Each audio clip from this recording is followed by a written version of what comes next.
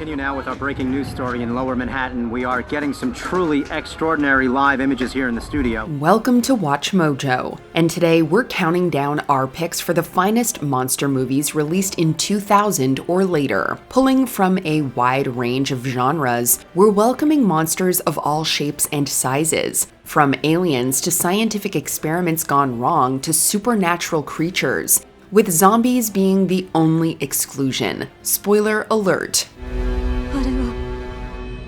Godzilla.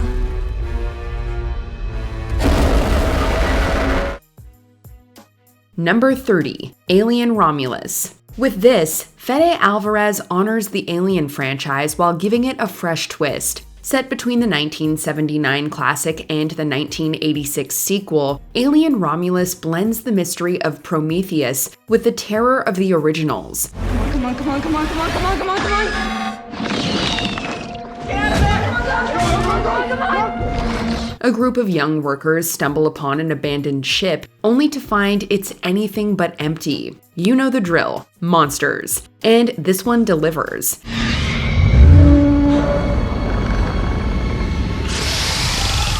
Rain, are you sure about this?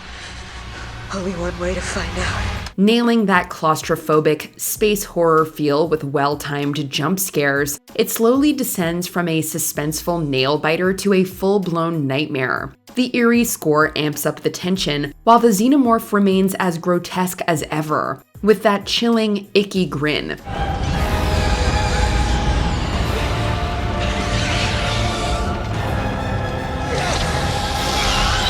That alien birth scene, it's easily one of the most disturbing scenes in recent horror cinema. Number 29, Spring. Justin Benson and Aaron Moorhead challenge the standards of conventional love stories with this creepy body horror twist. A young man falls hard for a stunning woman who happens to be a 2,000-year-old mutant. You're the most attractive person I've ever seen. But that doesn't outweigh that you might be a mental patient, and I gotta make sure you're the kind of crazy I can deal with. Romantic? Maybe. But it's also deeply unsettling. Just watching Louise's graphic mutation is enough to weird you out. The chilling uncertainty of Evan's fate will keep you uneasy until you no longer feel so. Are you a vampire, werewolf, zombie, witch, or alien? Human. Are you scared of me? Yet, Lou Taylor Pucci and Nadia Hilker sell their surreal romance so well that you can't help but root for them. Honestly, it's impressive how this unusual horror manages to be both touching and frightening, building to a powerful ending. You never got lonely?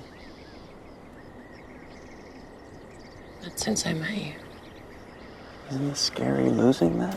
Even with its satisfying conclusion, one question lingers. What exactly is Louise? Number 28, Terrifier 2. This blood-soaked carnival may lack the polish of classic monster flicks, but for those who crave relentless terror, it delivers pure chaos. This time, Art the Clown sets his sights on a teenage girl and her crew as they gear up for Halloween.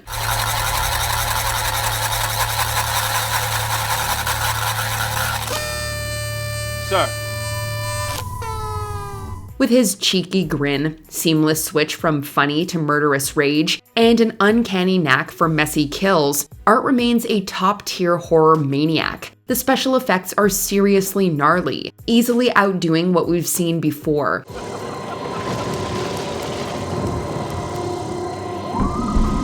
Terrifier 2 was so gruesome that some moviegoers literally walked out of the theaters. But that's one reason it's become a cult classic. With Sienna's final girl energy as the cherry on top, it's safe to say Damien Leone's hard work paid off.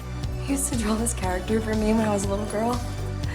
And he used to tell me I was gonna grow up to be like her one day. And I really believed it. Well, look at you now! You are her! Number 27, Eight-Legged Freaks. Those spiders are dangerous. And besides, they give you nightmares. Your nightmares keep me up all night. And you know what happens when I don't get enough sleep, right? Bad mood? If arachnophobia made you jump and gave you nightmares, this one definitely will. In this horror comedy, a rural town is overrun by colossal predators after toxic waste mutates tiny spiders into giant killers. It's up to mining engineer Chris and Sheriff Parker to rally townsfolk against these lethal 8-legged monsters. Perfume? Well, spiders, they have a highly developed sense of smell. The perfume could confuse them. Oh, great, if we die smelling nice. These spiders don't just lurk, they devour in gloriously absurd fashions. With their high-pitched squeals and chillingly convincing design, these oversized arachnids make some scenes genuinely terrifying.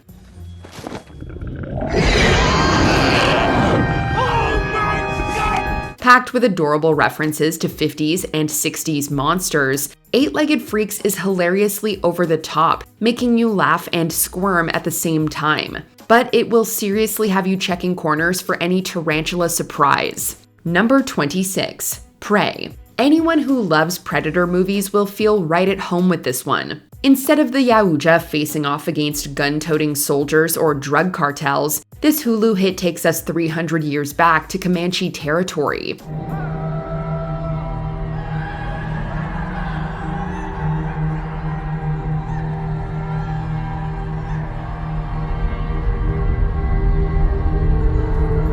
At its heart is Naru, a fierce hunter determined to take down this otherworldly menace. As she outwits and battles this infamous alien, the line between prey and predator blurs in the most thrilling way. We have him.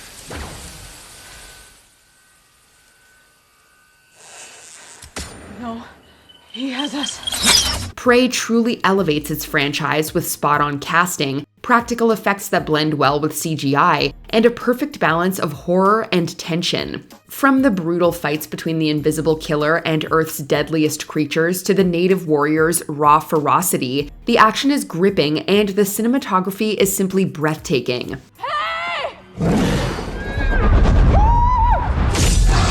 Number 25. Nosferatu. With this chilling gothic fest, Robert Eggers masterfully reimagines the original vampire tale with unsettling beauty. Nosferatu centers on a young girl tormented by a malevolent vampire, their connection intensifying when her husband is tasked with managing Count Orlok's estate.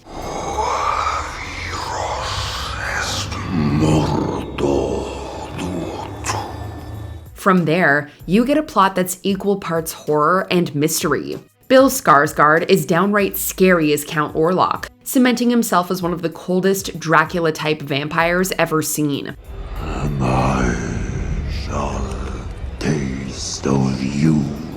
Meanwhile, Lily Rose Depp stuns with a performance that's both terrifying and deeply moving. The film's haunting visuals and eerie atmosphere transport viewers into a twisted, never-ending torment. It may not be for everyone, but Eggers' remake captures the original's suffocating dread like few ever could.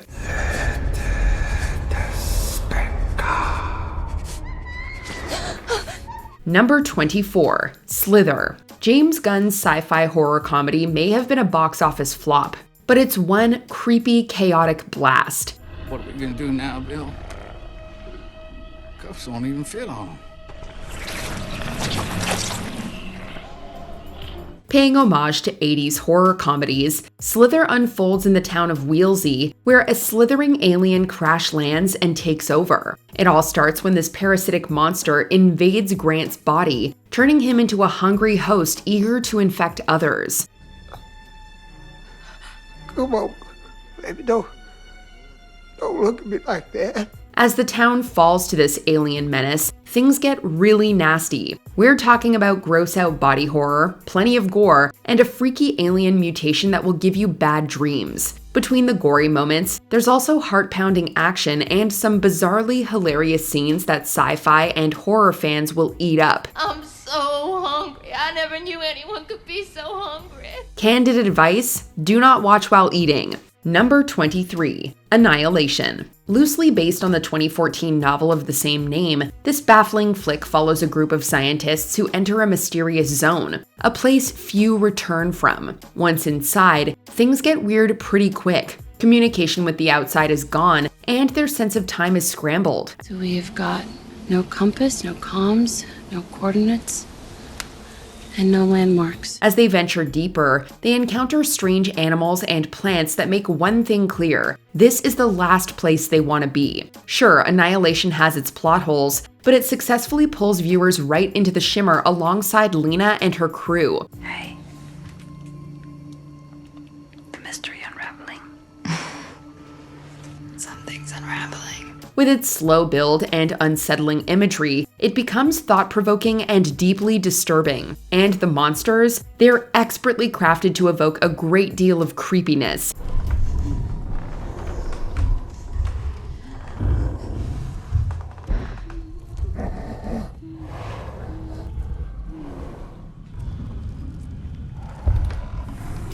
The mutant bear still remains unforgettably terrifying. Number 22, Super 8. Before Stranger Things, there was Super 8. Set in the late 70s, this J.J. Abrams love letter to Steven Spielberg follows a group of teenage heroes who discover that a mysterious entity has been unleashed on their small town.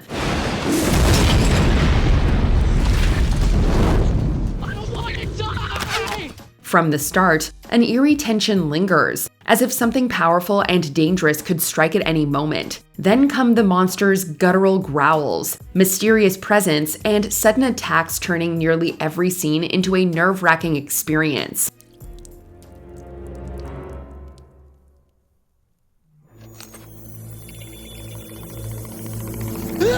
Beyond the terror, the teen cast shines with convincing portrayals that bring a lot of heart and personality to this tale. Flaws aside, Super 8 is an awesome throwback to old family adventures, packed with nostalgia and suspense. You can still live. Number 21. A girl walks home alone at night. Hypnotic and brooding, Anna Lily Amirpour's debut feature is as unconventional as it is haunting. She delivers a stylish Iranian vampire thriller that feels like a fusion of spaghetti western and graphic novels, all while making a bold statement about women. من گم شدم. اینجا کجاست؟ Bad. Unfolding in the unsettling ghost town Bad City, it revolves around a Persian vampire who prowls the street, weeding out bad men. If you're not a good guy, you surely don't want to be caught by this lone, feminine vigilante.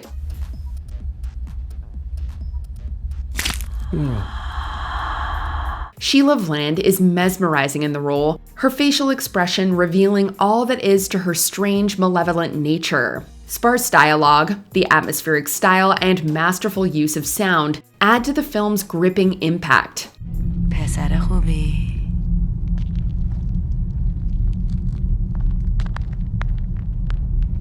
جواب بده. Number 20, A Quiet Place. This excellent and inventive horror movie established the already beloved John Krasinski as a horror filmmaker to watch. It's set in a post-apocalyptic world that has been overrun with deadly, sightless creatures that hunt using hypersensitive hearing.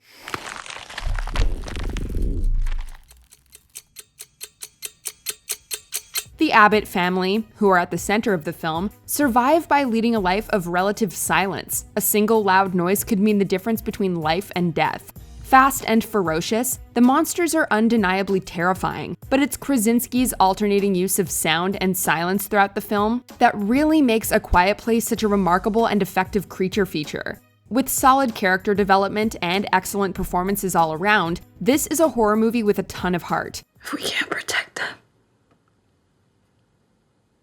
who are we? Number 19, Trick or Treat. A modern cult classic, Trick or Treat tells 4 different stories that play out in Warren Valley, Ohio on Halloween, all connected by the appearance of a mysterious trick-or-treater named Sam. He might be modest in stature compared to other creatures on our list today, but with his dirty orange footy pajamas and burlap sack mask, he's rightfully become a minor icon of the horror genre. As for the face, well, we won't spoil the big reveal. The film was directed by Michael Dougherty, who would go on to make one of the most ambitious monster movies ever made, 2019's Godzilla King of the Monsters. While the latter film divided fans and critics, Trick or Treat was met with near universal critical acclaim. For all we know, it's still down there. And so are those kids. Number 18, King Kong. We are accustomed to look upon the shackled form of a conquered monster. But there you could look at a thing monstrous and free. Director Peter Jackson clearly likes to challenge himself. After doing the seemingly impossible by adapting The Lord of the Rings, he chose to follow it up by remaking one of the most iconic movies in cinematic history, 1933's King Kong. At 3 hours, it does feel a bit long, but the movie is otherwise difficult to fault. It's an old-school epic that benefits from modern special effects that feel years ahead of their time. The cast as a whole is awesome, but Andy Serkis is astonishing. His motion capture performance imbues Kong with the sort of nuance rarely seen in big-screen monsters.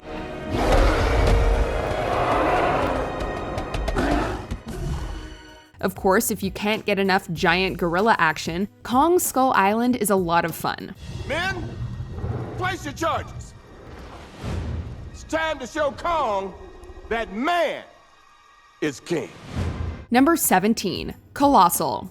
When you think of monster movies, it's typically horror, epic adventures, and kaiju action that come to mind. In this unconventional sci-fi black comedy, however, filmmaker Nacho Vigalondo uses a giant, city-destroying creature to tell a surprisingly small and intimate story about addiction, toxic relationships, and personal responsibility. Ow, what was that? What was that? A helicopter crashed. Into my head? Oscar winner Anne Hathaway plays Gloria, an alcoholic, out-of-work writer. After moving to her hometown and getting a job at the bar of her childhood friend, played by Jason Sudeikis, she discovers that she can control a giant monster in Seoul, South Korea. It's not without its flaws, but Colossal stands tall regardless thanks to its powerful themes and Vigalondo's willingness to blend seemingly incompatible genres. Oh, come on. You're the one that killed a shitload of people, not me. Spare me the lectures. Number 16, Pacific Rim.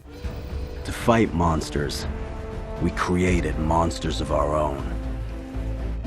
The Jaeger program was born.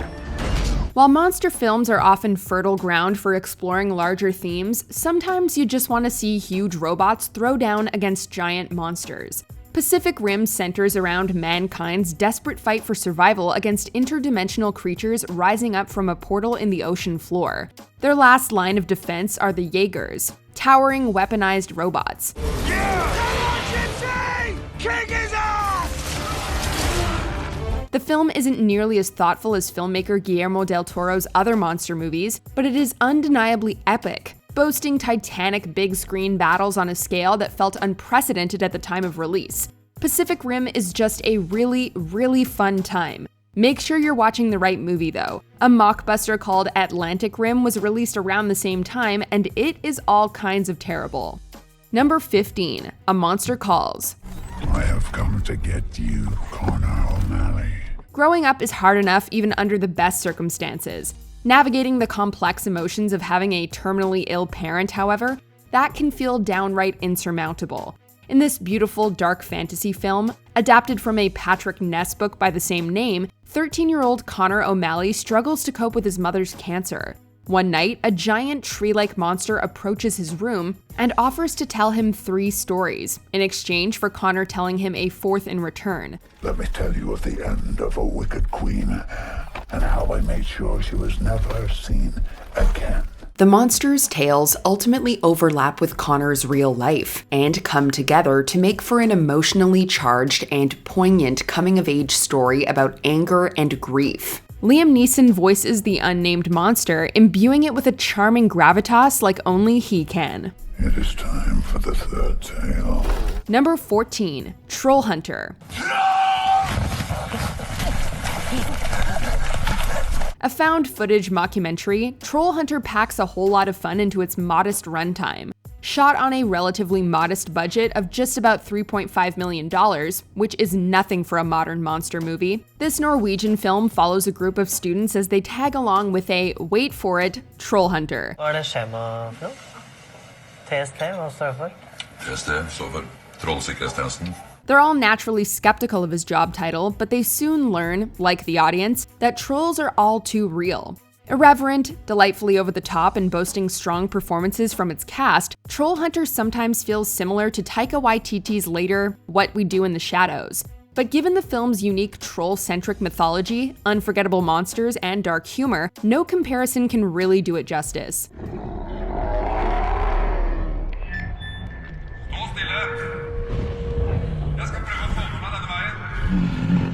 Number 13, The Shape of Water. What I tell you about her? The princess without voice. As touched on already, no one knows how to tell monster stories quite like Guillermo del Toro.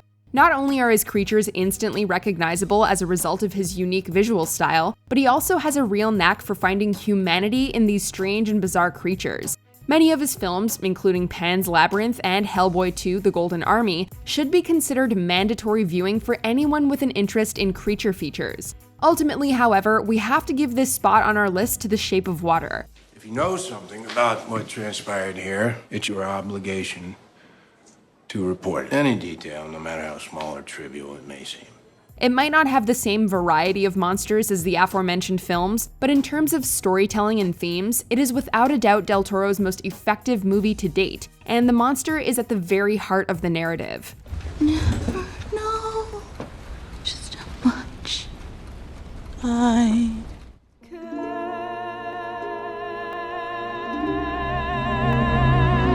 Number 12, The Mist. Stephen King is widely accepted as the modern master of horror fiction. As such, many of his works have been adapted to the big screen, with mixed results. The Mist, however, is without a doubt among the more successful King adaptations to date, even with the ending having been changed from that of King's novella. It came out of the smoke, locusts upon the earth, and unto them was given power, even as the scorpions of the earth have power. Set in the small town of Bridgeton, Maine, the film centers on a group of people who seek refuge in a supermarket. Outside, a mysterious mist covers the town, concealing all manner of terrifying, deadly monsters within. The creatures are indeed terrifying, especially since you can't see them coming through that mist, but the real terror is how quickly people turn on one another in times of crisis. And it is his fault. Yes, No! it is your No! It is not my fault! Number 11, Monsters. They're just patrolling because behind the fence is the infected zone. Before being entrusted with another major monster movie that we'll be talking about later, Gareth Edwards proved himself with this remarkable little film. Monsters was Edwards' directorial debut, but you'd never guess it from watching it. What is this? Whoa.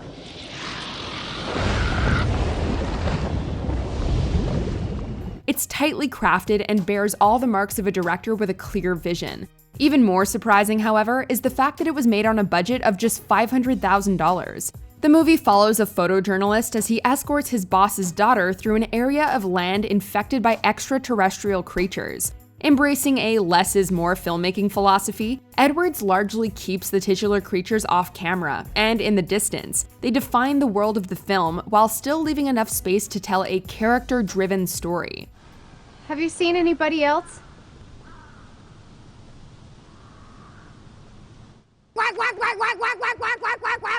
Number 10, Attack the Block. Hey fam, she's ghosting! Allow it. Another directorial debut, this British sci-fi comedy horror is hard to put in a box. Attack the Block pulls from a number of genres, sure, but as you watch the film, what's most striking is that it feels out of place in 2011. It's got the sort of freewheeling spirit of adventure and a youthful ensemble cast that was far more common in the 80s and 90s, just with a modern aesthetic. Maybe there was a party at the zoo. And while director Joe Cornish clearly has a penchant for looking backwards for inspiration, much of this film feels totally fresh, from the characterization of our unlikely young heroes to the wholly original design of the extraterrestrials they encounter. An alien invasion story unlike any other, Attack the Block is a blast from start to finish. I brought them in the block. I've got to finish what I started. Number 9, The Cabin in the Woods. Planning a monster movie marathon with a focus on fun? Then consider pairing Attack the Block with this riot of a film. Directed by Drew Goddard and produced by Joss Whedon, The Cabin in the Woods is a supernatural horror comedy, but it's so much more. Cleanse the world of their ignorance and sin. Bathe them in the crimson of... Am I on speakerphone? No, absolutely not. Speakerphone, no, I wouldn't do that. Yes, I am. In the off chance that you haven't seen it and have managed to avoid spoilers, we're not going into detail. All you need to know is that the plot is far more elaborate than the initial setup would have you believe. By the time the credits roll, you'll have a whole new appreciation for horror tropes. You'll be drenched in figurative blood, and you will have met one of the wildest collections of monsters to ever grace the screen. Oh, shit. Number 8, The Descent. Here's a crash course in how not to plan a trip with your friends. A year after losing her husband and daughter in a car accident, Sarah meets her friends to go spelunking in the Appalachian Mountains. Unfortunately, Juno, who organized the trip, thinks it would be a good idea to lead them into an unmapped cave system. Soon enough, they not only find themselves trapped, but fighting for their lives against the monstrous creatures who call the caves home. The Descent makes for an extremely claustrophobic viewing experience that will keep you on the edge of your seat from the moment they enter the caves. After seeing the lethal crawlers in action, however, you may never want to set foot near a cave again. Number 7, It. Pennywise? Yes, meet Georgie. Georgie, meet Pennywise. The Mist is a great film, but when it comes to monster movies adapted from the works of Stephen King, it doesn't get much better than this. With the first film in this two-part adaptation, director Andy Muschietti absolutely nailed it. The young cast delivers great performances all around, giving the film an emotional core, while Pennywise delivers one great scare after another. You'll float down here. We'll float down here. Yes, we do. Bill Skarsgård deserves much of the credit for making it such a colossal success. His performance as Pennywise the Dancing Clown is both terrifying and terrifyingly good. He wholly inhabits the role, and in doing so, manages to instill audiences with a pervasive sense of dread that is hard to shake, even long after the credits have rolled. Swear, if it isn't dead, if it ever comes back, we'll come back too. Number 6, The Babadook. If it's in a word or it's in a look, you can't get rid of the Babadook. It sounds like a load of nonsense, right? But for anyone who's seen The Babadook, this little rhyme is enough to send shivers down your spine. Each year, horror fans are given dozens of movie monsters and killers to fear. After audiences get over the initial jump scare, however, most are quickly forgotten. But every now and then, a monster comes along and instantly becomes an icon. The Babadook is one of them. In this tense psychological thriller, trauma, anxiety, grief, loss, depression, denial, and repressed anger all come together to give life to the titular creature. Do not let the outfit fool you. He's a monster through and through.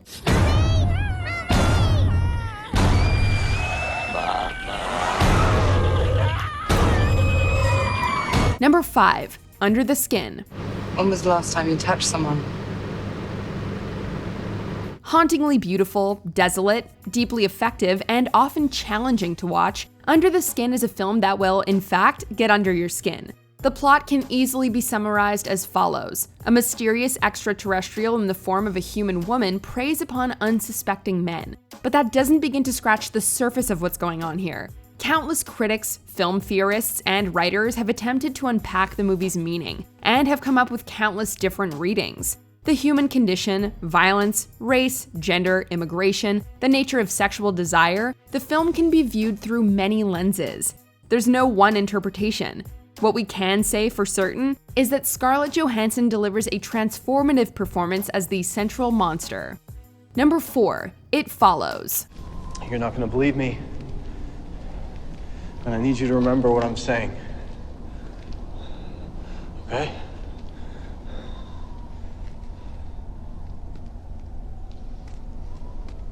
This thing, it's gonna follow you. If you're trying to scare your teenage kids away from sex, just show them this movie. It Follows is far more effective than a stack of pamphlets about STDs and unwanted pregnancies.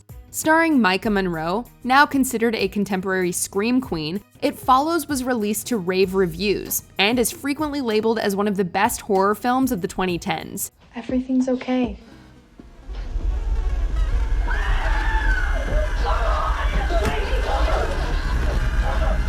The story is about a killer supernatural force that is passed from one victim to the next via sexual intercourse. It's a well-crafted story built on a compelling premise, but what really sets it apart is filmmaker David Robert Mitchell's keen directorial eye. As for the unnamed monster, its slow, shambling pace and shape-shifting abilities will have you looking over your shoulder for weeks.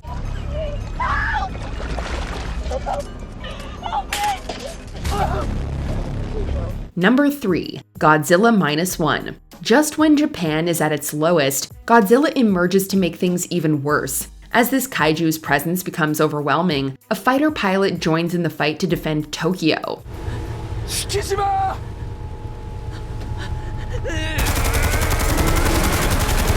This Takashi Yamazaki epic brings Godzilla back to its villainous roots, pitting it against determined heroes. It echoes the brilliance of the 2014 installment, which set a high bar for the franchise. With its menacing design, atomic breath, and zero sympathy for humanity, the titular monster is an unstoppable force.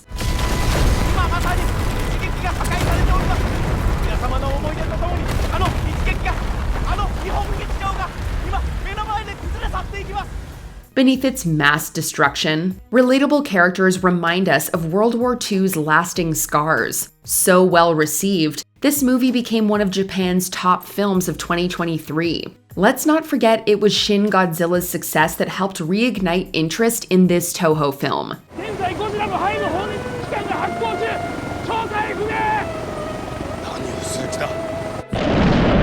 Number 2. Cloverfield. You gotta learn to say, forget the world and hang on to the people that you care about the most. Oh God! Oh my God! What the hell was that? The Blair Witch Project popularized the found footage genre, but Cloverfield redefined it, proving just how far this distinct approach to filmmaking can be pushed.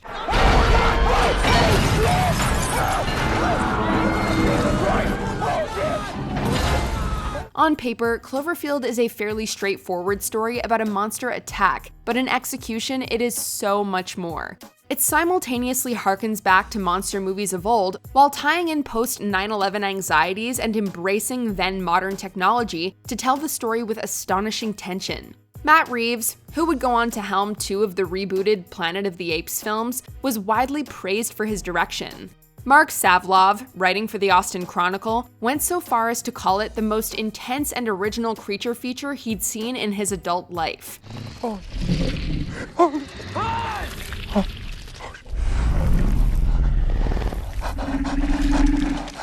Before we continue, be sure to subscribe to our channel and ring the bell to get notified about our latest videos. You have the option to be notified for occasional videos or all of them. If you're on your phone, make sure you go into your settings and switch on notifications. Number 1. The Host. With the success of Parasite, South Korean filmmaker Bong Joon-ho cemented his place in movie history, but it was by no means his first major contribution to the medium. His third feature film, 2006's The Host, is a monster movie masterpiece. After an attack by a terrifying river creature, Park Gang-do attempts to save his daughter while navigating the ensuing chaos and military action.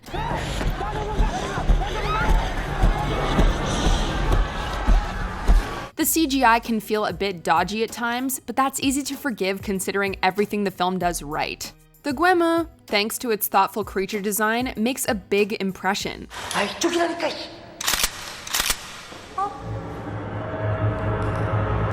In keeping with the filmmaker's now trademark style, The Host sees Bong expertly blending genres to deliver a monster movie that is equal parts humorous, horrifying, and heartfelt. The virus has definitely invaded his brain, just as we suspected. I agree. What is the scariest monster you've ever seen in a movie? Let us know in the comments.